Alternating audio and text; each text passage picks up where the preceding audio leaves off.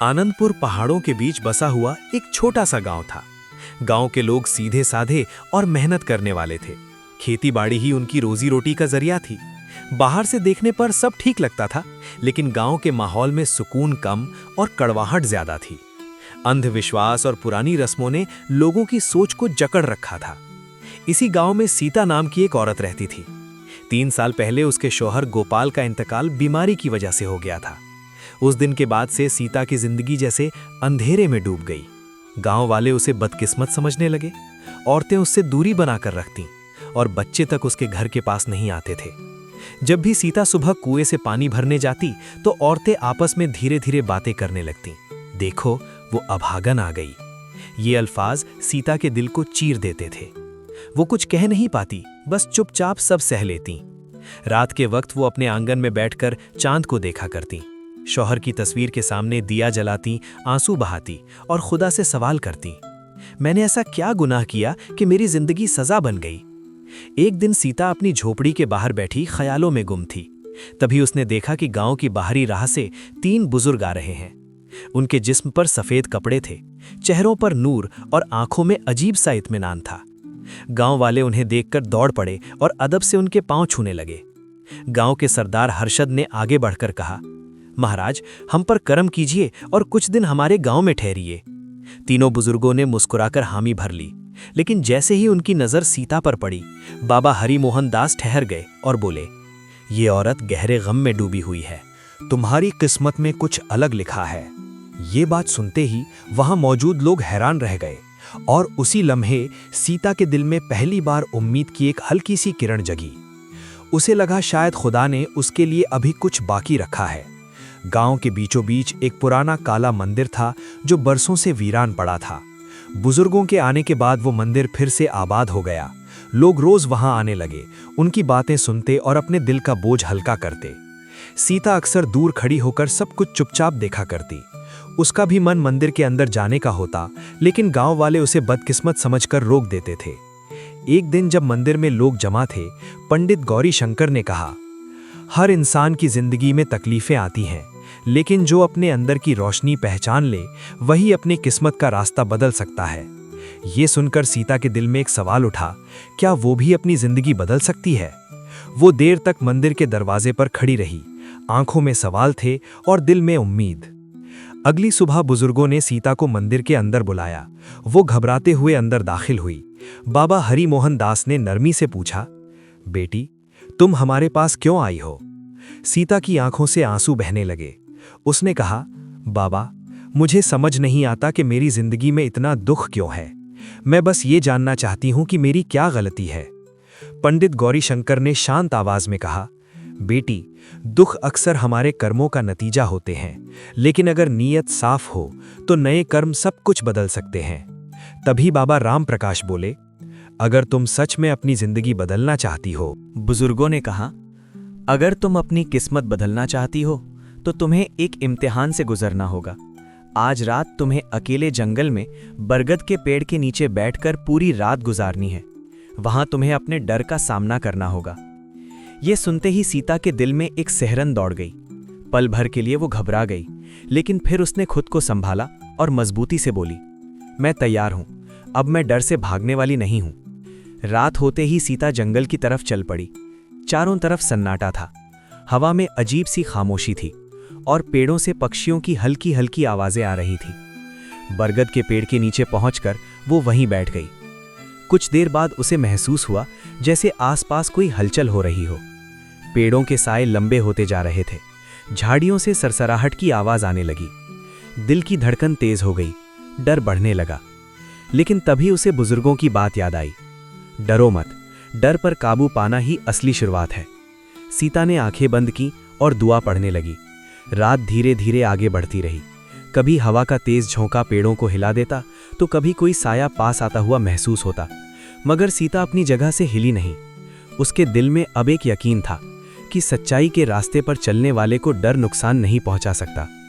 जब सुबह की पहली रोशनी फैली तो सीता थकी हुई जरूर थी, लेकिन उसके चेहरे पर अजीब सा सुकून था। थोड़ी देर बाद बुजुर्ग वहां पहुंचे। बाबा हरि मोहन दास ने मुस्कुराकर कहा, बेटी, तुमने अपनी पहली परीक्षा जीत ली है। तुमने अपने डर पर काबू पा लिया है। सीता के चेहरे पर एक नई रोशनी झलक रही थी। अब वो समझ चुकी थी कि असली दुश्मन बाहर नहीं, इंसान के अंदर होता है, और जो अपने अंदर के अंधेरे को जीत लेता है वही सच में आज़ाद हो जाता है। जंगल की उस रात के बाद सीता की सोच बदल चुकी थी। सीता ने शांत आवाज में कहा, अगर जरूरी है तो मैं कुर्बानी देने के लिए तैयार हूं। ये सुनकर बाबा राम प्रकाश हल्के से मुस्कुराए और बोले, तो जा बेटी, अपनी सबसे अजीज चीज गांव के तालाब में छोड़ा। जब पुराना बोझ डूब जाएगा तभी नया रास्ता खुलेगा। सीता खामोशी से गांव की तरफ लौट आई। रास्ते में कुछ औरतें आपस में फुसफुसाने लगीं। देखो, अब ये फिर कोई अजीब हरकत करने जा रही हैं। लेकिन सीता ने उनकी बातों पर ध्यान नहीं दिया। उसके चेहरे पर अजीब सा सुकून था। घर पहुंचकर उसने अपना पुराना संदूक खोला, शौहर गोपाल की तस्वीर हाथ में ली। एक पल के लिए उसे गौर से देखा। आंखें भर आईं, लेकिन दिल मजबूत था। फिर उसने तस्वीर दोनों हाथों से संभाली और तालाब की तरफ चल पड़ी। पानी के किनारे खड़ी होकर उसने धीमी आवाज में कहा, गोपाल, मुझे माफ करना, अब मुझे खुद को ढूंढना है। जैसे ही तस्वीर पानी में गिरी, उसके दिल का भारीपन भी उतर गया। आंखों से आंसू बहे, मगर उनमें दर्द नहीं था, सिर्फ हल्कापन था। उसने आसमान की तरफ देखा। नरम रोशनी में उसे महसूस हुआ जैसे कोई उस पर मेहरबान हो गया हो। उसी पल तीनों बुजुर्ग सामने आए। पंडित गौरी शंकर ने कहा, बेटी, तुमने कुर्बानी की परीक्षा पास कर ली है। बाबा हरि मोहन दास ने दुआ देते हुए कहा, जो अपने दुख छोड़ देता है वही दुनिया बदलने की ताकत रखता है। सीता के चेहरे पर एक नई चमक आ गई। उसके अंदर जैसे नई जिंदगी ने जन्म ले लिया था। अब वो समझ चुकी थी कि जिसे हम सबसे ज्यादा पकड़े रहते हैं वही हमें बांध लेता है, और जब हम उसे छोड़ देते हैं तभी सच में आज़ाद होते हैं। कुर्बानी की उस परीक्षा के बाद सीता के दिल में गहरा सुकून उतर चुका था। अब वो अपने नए सफर के लिए तैयार थी। सीता अब अपनी पुरानी तकलीफों से पूरी तरह आजाद हो चुकी थी। उसके चेहरे पर एक नूर था जो अंदर से झलक रहा था। तीनों बुजुर्ग, बाबा हरि मोहन दास, पंडित गौरी शंकर और बाबा राम प्रकाश, खामोशी से उसे देख रहे थे, जैसे उन्हें पता हो कि अब सीता की आखिरी परीक्षा का वक्त आ गया है। बाबा हरि मोहन दास ने धीरे से कहा, बेटी, तुमने डर और कुर्बानी की दोनों परीक्षाएं सफलता से पूरी की हैं, मगर अब तुम्हें सबसे बड़ी परीक्षा देनी है। ये रूह की परीक्षा है। सीता ने सिर झुकाकर कहा, मैं तैयार हूं महाराज, चाहे ये कितनी भी मुश्किल क्यों ना हो। पंडित गौरी शंकर ने धीरे कहा, ये परीक्षा तुम्हारे नफ्स, तुम्हारे दिल और तुम्हारी हमदर्दी की है। बाबा राम प्रकाश ने समझाया, गांव में एक बूढ़ी औरत है गंगाबाई। वो बीमार है, भूखी है और अकेली है। तुम्हें अपना सब कुछ, अपनी झोपड़ी, अपने कपड़े, अपनी चीजें उसी को सौंपनी होंगी। उसके बाद तुम्हें 7 दिन जंगल में इबादत और मुराकबे में बैठना होगा, बिना खाए, बिना पिए, बिना किसी साये के। सुनकर सीता के दिल में थोड़ी डर जैसी चीज पैदा हुई। अपना घर, अपना सहारा, सब कुछ छोड़ देना ये आसान नहीं था, लेकिन कुछ ही पल में उसके चेहरे पर हिम्मत आ गई। उसने कह दिया, अगर ये खुदा की राह है तो मैं सब छोड़ दूंगी। उसकी आवाज में वही यकीन था जो किसी सच्चे औरत के दिल में होता है जब वो अपने खालिक पर पूरी तरह भरोसा कर लेती है। सीता सीधे गांव लौट आई और गंगाबाई के घर गई। उसने अपनी झोपड़ी, बर्तन और कपड़े सब कुछ बिना हिचक दिए उसे सौंप दिए। सीता ने अपना सब कुछ गंगाबाई को दे दिया। गांव वाले हैरान थे, सोच रहे थे ये औरत अब क्या कर रही है, अपना सब कुछ क्यों दे रही है। लेकिन सीता चुप रही। उसके चेहरे पर अजीब सा सुकून था, जैसे उसने दुनियावी चीजों से अपना रिश्ता खत्म कर लिया हो। फिर वो जंगल की तरफ चली गई, पेड़ों की छांव में जाकर बैठ गई, आंखें बंद कर लीं और अपने दिल को पूरी खामोशी में डुबो दिया। पहला दिन बीता, भूख ने उसे तड़पाया, लेकिन उसने अपने दिल को मजबूत रखा। दूसरे दिन प्यास सताने लगी, मगर वो जिक्र और ध्यान में लगी रही। तीसरे दिन उसका शरीर कमजोर होने लगा। चौथे दिन सांसें भारी हो गईं, लेकिन उसके अंदर की रोशनी और बढ़ने लगी। 5वें दिन उसने महसूस किया कि अब उसके दिल से दुनिया की हर ख्वाहिश दूर हो चुकी है। 6ठे दिन वो पूरी तरह मुराकबे में डूब गई, न भूख, न प्यास, न वक्त का पता। 7वें दिन सूरज की पहली किरणें जंगल में आईं। सीता के बदन से एक अजीब नूर फैलने लगा।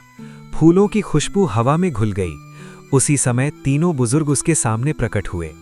बाबा हरि मोहन दास ने मुस्कुराकर कहा, बेटी, तुमने रूह की परीक्षा भी सफलता से पूरी कर ली।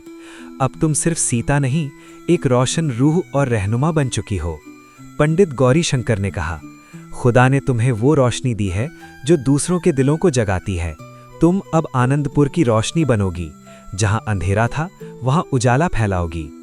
बाबा राम प्रकाश ने हाथ उठाकर दुआ दी, तेरी जिंदगी सुकून, बरकत और इज्जत से भरी रहे। जैसे ही उनके हाथ झुके, सूरज की सुनहरी किरणें सीता के चेहरे पर उतर गईं।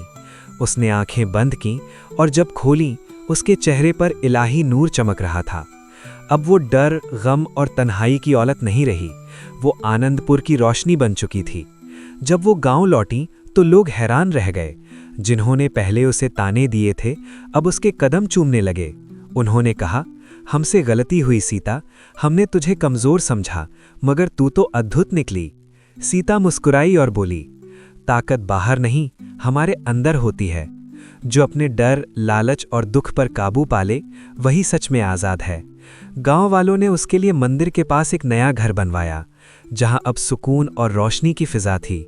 सीता वहीं बैठकर लोगों को समझाती कि जिंदगी बदलने के लिए खुदा से नहीं, अपने आप से लड़ना पड़ता है।